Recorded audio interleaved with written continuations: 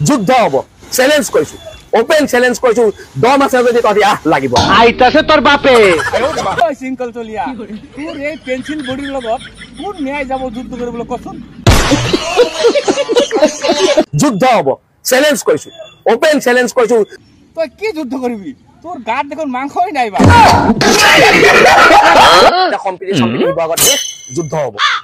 যুদ্ধ কৰিবি তোৰ গাত দেখোন শক্তিই নাই ভাইজান ফায়াৰ হে ফায়াৰ তই কি যুদ্ধ কৰিবি তোর গাত দেখোন মাংসই নাই ভাই কচোন হ্যাঁ গাত তাকত থাকিব লাগে যুদ্ধ কৰিবলৈ হলে বুঝছ নাই তোৰ গাত শক্তি নাই তোৰ গাত মাংস নাই তো কি যুদ্ধ কৰিবি ক ভাই অলপ মাছ মাংস খা গাত তাকত কৰ